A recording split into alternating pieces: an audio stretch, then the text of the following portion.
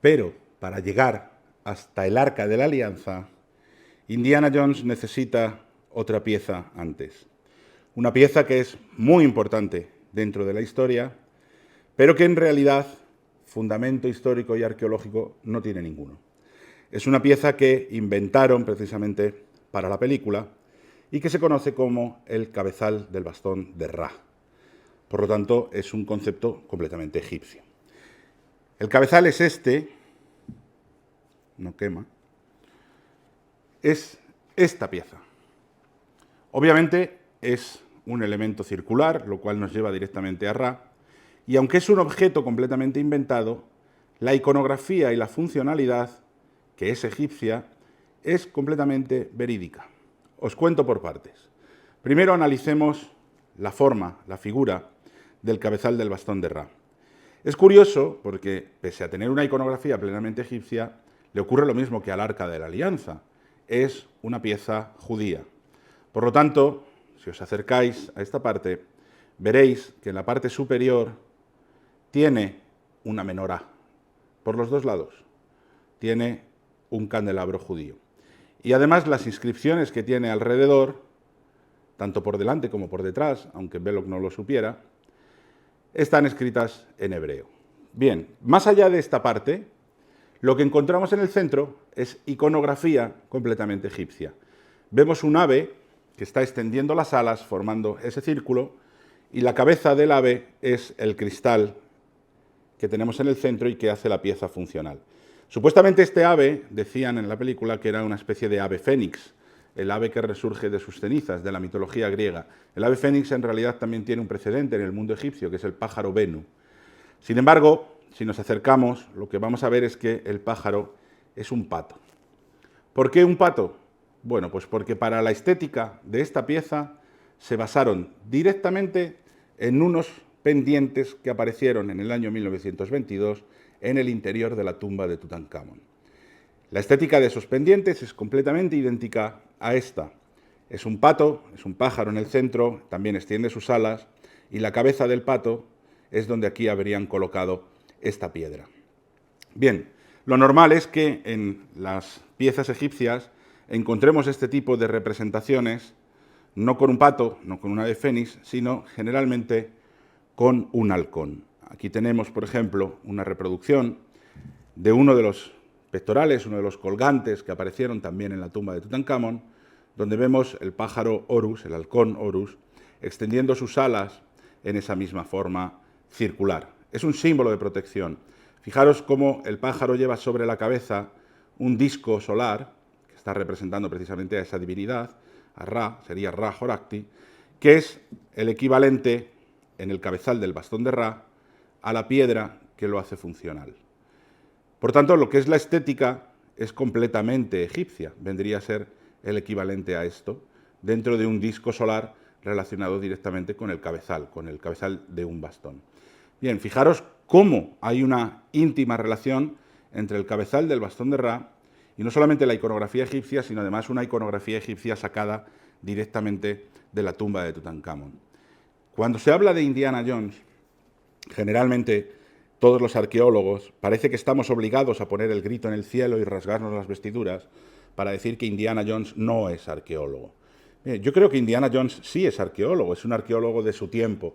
Obviamente la arqueología de los años 30 no tiene mucho que ver con la arqueología que se hace ahora, ¿no? Y aunque en el cine esté todo muy exagerado, creo que Indiana Jones, aparte de ser el mejor embajador que tenemos los arqueólogos en todo el mundo, no cabe duda de que tiene algo en común con todos los grandes arqueólogos de la historia, todos aquellos arqueólogos que han dejado un legado en la historia precisamente por su trabajo. Heinrich Schliemann, Hiram Bingham, tiene mucho de esos personajes y además tiene muchísimo de Howard Carter. No solamente el concepto de la obstinación, de la perseverancia, del no rendirse, del luchar contra todas las adversidades para finalmente lograr el objetivo que él se ha propuesto y él se ha marcado con plena convicción, no solamente de que puede hacerlo, sino de que tiene que estar ahí. Eso no es Indiana Jones, eso es Howard Carter.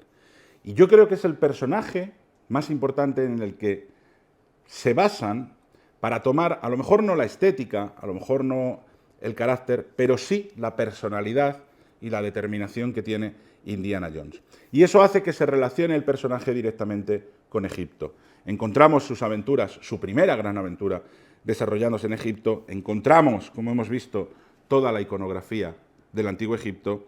Y lo que encontramos es una vinculación directa con los tesoros que aparecieron en la tumba de Tutankamón. Fijaros en esta paleta, esta tablilla dorada, que está, por supuesto, traída de Egipto, y que es una réplica de el final, la base, la parte de abajo de uno de los sarcófagos de Tutankamón. Volvemos a ver esa estética y volvemos a ver esa iconografía.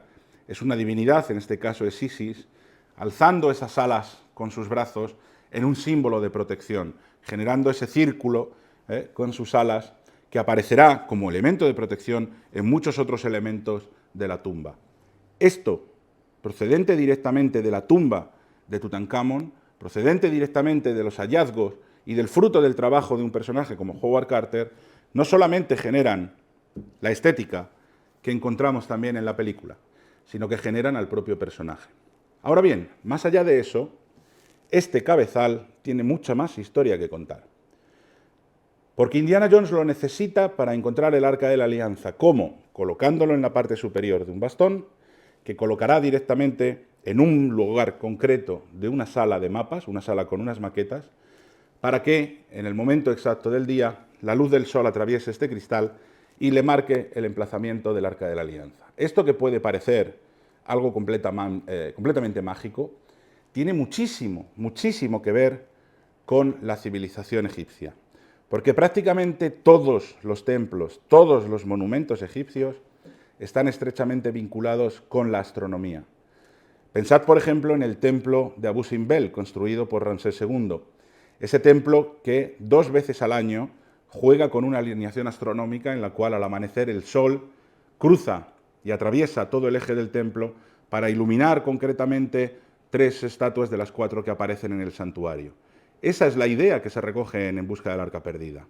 Pero además es muy curioso, si vais a hacer una revisión de todas las películas de Indiana Jones antes de ir al cine a ver la última, cuando estéis viendo el Arca Perdida y lleguéis a la escena de la sala de mapas, paradla, dadle al pause y fijaros en que frente a la maqueta, lo que Indiana Jones encuentra es una especie de tablero en el suelo con un montón de agujeritos. Es un tablero que está cubierto de arena, que el propio Indiana Jones tiene que limpiar con una especie de brocha, tiene que leer una serie de jeroglíficos y tiene que ir buscando el agujerito concreto. Si os fijáis, si paráis la escena y contáis los agujeritos, vais a ver que hay 360 agujeros en ese panel. Y además separados en grupos de 120, 3 grupos de 120.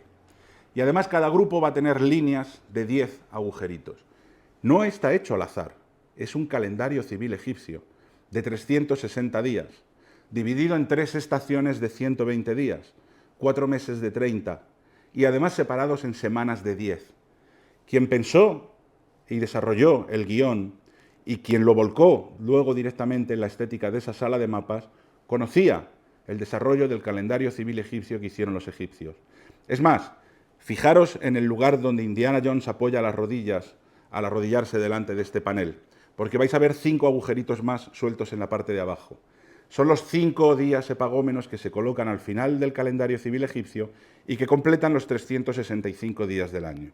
Por lo tanto, está muy bien pensado. Indiana Jones tiene que saber en qué día del año del calendario civil egipcio está, porque tiene que encontrar el agujerito que se refiera a ese día concreto y colocar el bastón con el cabezal del bastón de Ra en ese agujero concreto si quiere que ese día, a la hora convenida en la cual el sol entra, atraviesa la sala y atraviesa el cristal del cabezal, le diga la posición correcta del Arca de la Alianza. Por lo tanto, hay un conocimiento brutal de la astronomía del Antiguo Egipto detrás de esta pieza, que aunque parezca mentira, es completamente veraz.